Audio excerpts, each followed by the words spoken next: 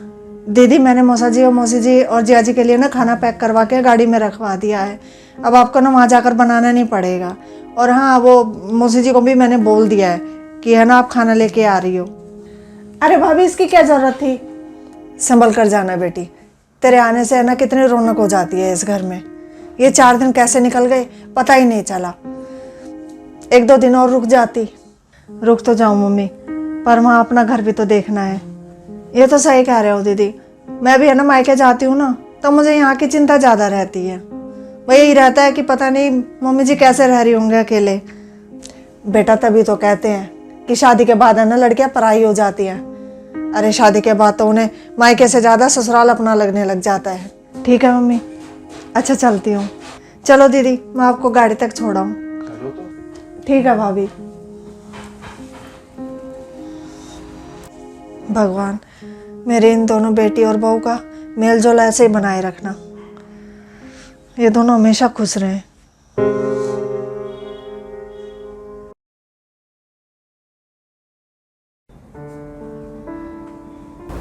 हे भगवान कितना तेज बुखार है, दवाई का तो असर हो ही नहीं रहा।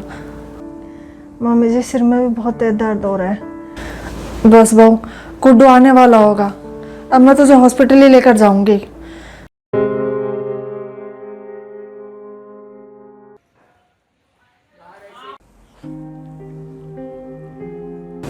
अब तो आराम कर ले थोड़ी देर, सिर में कुछ आराम हुआ? हाँ मम्मी जी अब थोड़ा सा आराम है, बस है ना चक्कर आ रहे हैं। अरे बुखार भी तो इतना तेज हुआ था, ये बुखार का असर है। तो ऐसा कर थोड़ी देर है ना अब सोने की कोशिश कर, आराम पड़ जाएगा। मम्मी जी सारा काम आप पे आकर पड़ गया, अब परेशान हो रही हो गया अब भी। अब बेटा तू भी तो सबके लिए इतना कुछ करती थी। हाँ तेरी तरह तो नहीं हो पाएगा, पर तू चिंता मत कर, सब संभल जाएगा। अब तूने भी तो मेरी सारी आदत छुड़वा दी काम करने की। तू ये सब छोड़, अब है ना आराम कर ले। और मैं है ना जरा मशीन लगी हुई है, कपड़े निकाला हूँ उसमें से।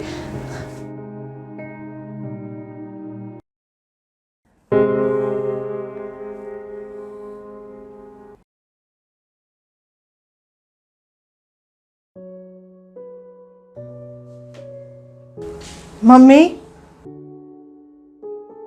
अरे रेनू तू कैसे? मम्मी मुझसे कोई गलती हो गई है क्या जो आपने मुझे इतना पराया कर दिया? पर बेटा हुआ क्या, तू ऐसे क्यों कह रही है? ऐसे ना कहूं तो क्या करूं? अरे भाभी की इतनी तबीयत खराब थी, आप अकेले काम कर करके परेशान हो रही हो। आपने एक बार भी फोन करके मुझे बताना जरूरी नहीं समझा कि भाभी की तबीयत खराब है? अरे वो तो आज मैंने भैया से वैसे ही हालचाल के बारे में फोन कर लिया था, उन्होंने ही बताया मुझे कि भाभी की तबीयत ठीक नहीं है तेरी। बस बेटा मैंने समझा कि अभी तो तू होके घर है मायके से, अब फिर बुलाऊं तुझे। मुझे लगा कहीं तेरे ससुराल वाले ये ना समझे, ले अभी तो गई थी अब फिर बुला लिया। पर मम्मी पहले तो मैं वैसे ही आई थी रहने के लिए, अब तो मैं परेशानी में आती। अरे बेटी के मायके में केवल सुख के टाइम ही आती है, परेशानी या दुख में नहीं आ सकती। अरे मानव बेटी का असली घर ससुराल होता है, पर मायके में अगर परेशानी हो तो वो उससे मुंह तो नहीं मोड़ सकती ना। हे भगवान अब मैं तुझे क्या ही समझाऊं। अच्छा जा संभाल ले अपना काम। एक तो मुझसे रोटी ऐसी टेढ़ी मेढ़ी बन रही थी, आदत ही छूट गई मेरी तो खाना बनाने की। जा बना ले अब। ठीक है मम्मी।